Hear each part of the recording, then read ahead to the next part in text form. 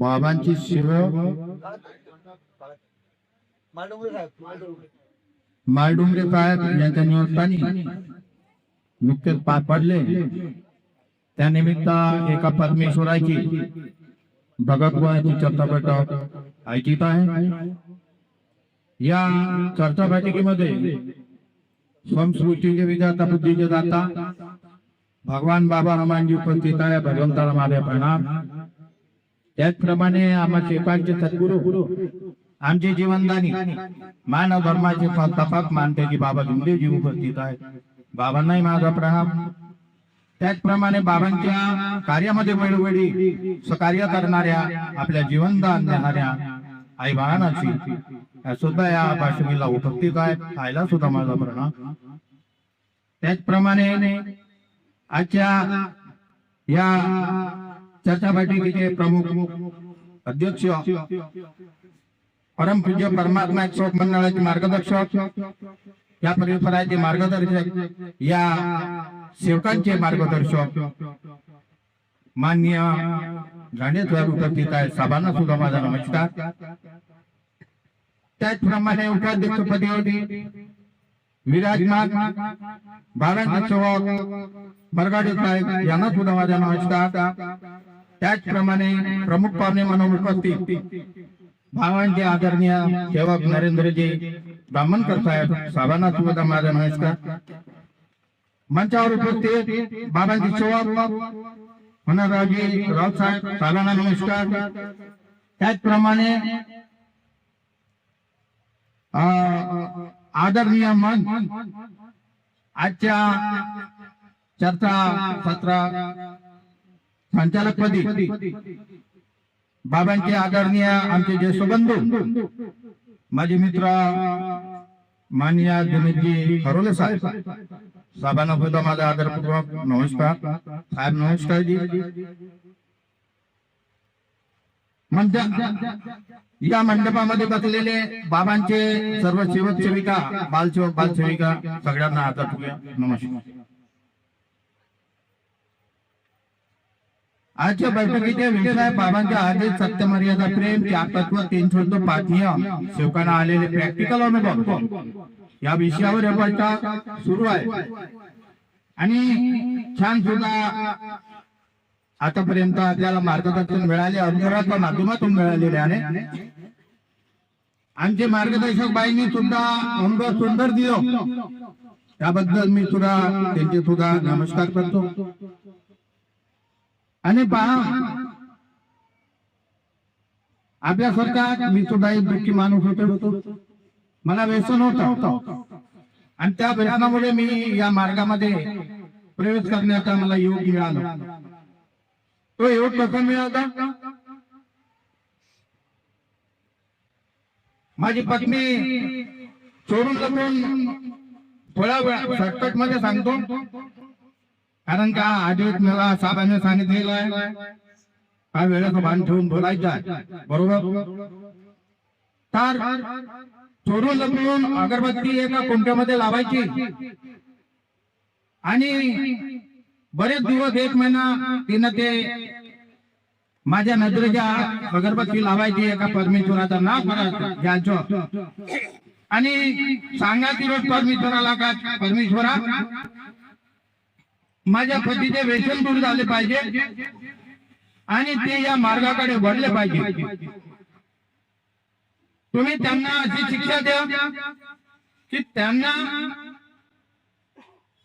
जर रक्ताच्या उलट्या बी झाल्या संडास झाली तरी मी करील परंतु आज माझा जीव नितातलेला कारण ते एक व्यसन म्हणजे भयंकर व्यसन होतं। मुलाबाळाची कुटुंबाची पर्वा नव्हती। घराच्या अन्न सुखाचा हमी खायला मिळत नव्हतं। अशा त्या परिस्थितीमध्ये तो व्यसन खूप मोठ्या प्रमाणामध्ये वाढून गेलं आणि एवढं सांगेन की ती माऊली माझ्या जीवनामध्ये तिच्या सावलीमुळे मी खरोखर मला योग मिळाला आणि कार्यकर्त्यांनी ज्या पद्धतीने कार्य दिले त्या पद्धतीने कार्य करण्याचे प्रयत्न केले, कार्य पूर्ण झाले. त्याग झाला, त्यागाचा होऊन समाधानात पार पडलं, नव्या होऊन सुद्धा पार पडले. सुप्रवादानी 3 दिवसाच्या कार्यामध्ये मिळाली दारू कुठे गेली, का गेली, व्यसन कसं तुझं पता नाही कळलं. का तर सांगण्याचा मार्ग हाच आहे की बाबा जुमदेवीने जो आपल्याला मानव धर्म दिला आणि त्या परमेश्वराची कृपा आपल्याला दुःखी माणसावर झाली आणि त्या दुःखातून कसे आपण मुक्त झालो, त्या वेदनातून कसं मुक्त झालो हे तुम्हाला आम्हाला कळलं. तो अनुभव आपल्याला या मंत्रात ठेवा. कारण की जागवाच आहे. बाबांची स्वप्न होते का हा मानव समाज जागला पाहिजे. या पृथ्वी तळावर जो मी दुःखी कष्टी गरीब मानव आहे तो मानव त्या परमेश्वराच्या विषयी लागला आणि तिथपर्यंत या बाबांची कृपा पोहोचली पाहिजे. हे बाबांचं स्वप्न आहे आणि ते कोण पूर्ण करेल?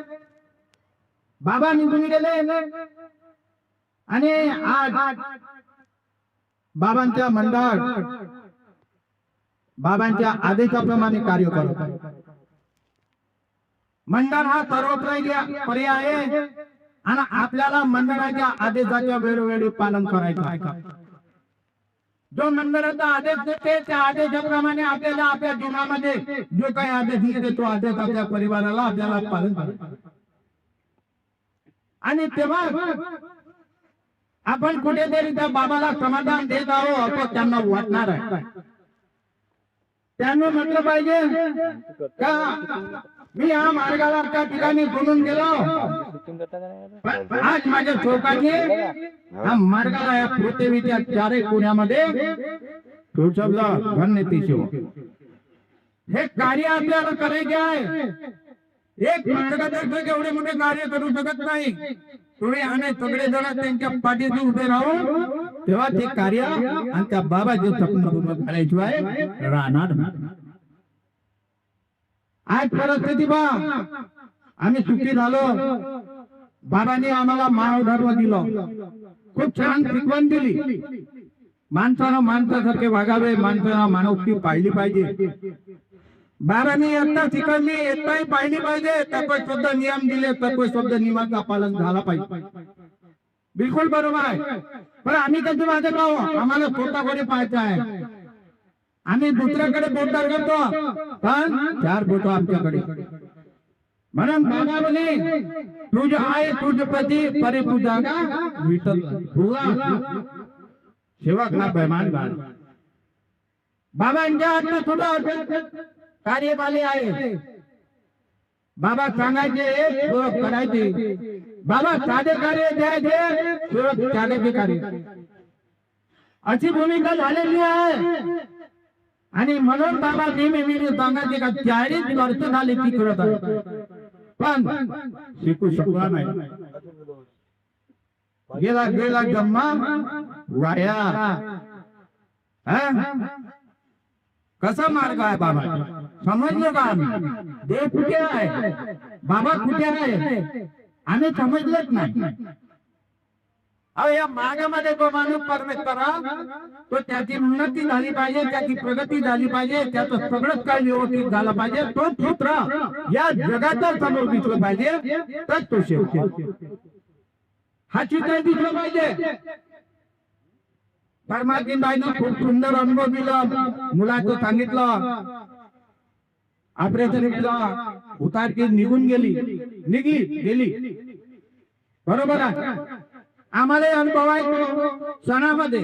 ते तर 3 दिवसामध्ये आहे, पण सणामध्ये बहुत दूर होते. सणामध्ये संधी बाबा हनुमानजी म्हणजे खूप मारी रूप दिली आहे.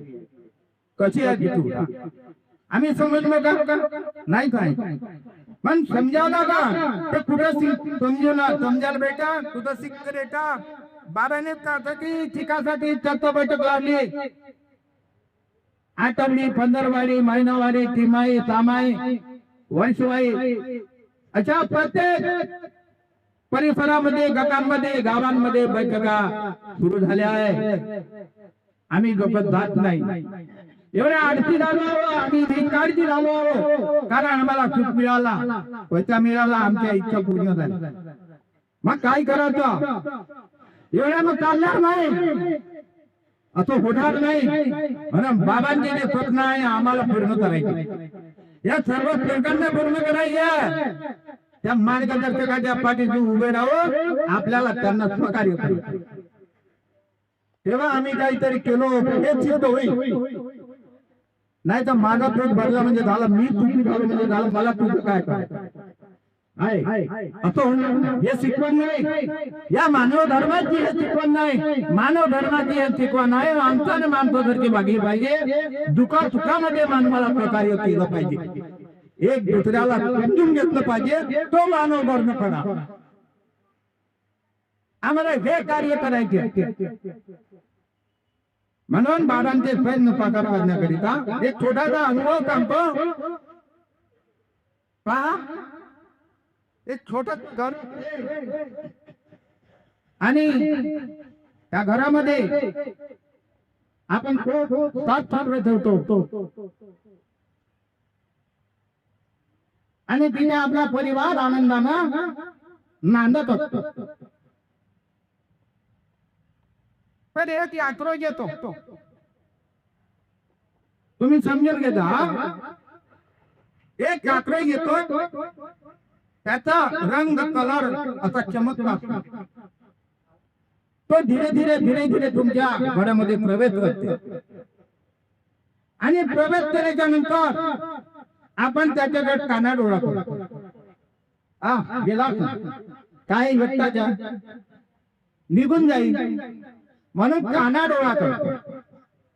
तो धीरे धीरे धीरे धीरे तुमच्या हाल मधून बेडरूम पासून तर किचन पर्यंत आणि तिथे तो आपला मित्र का जमवतो.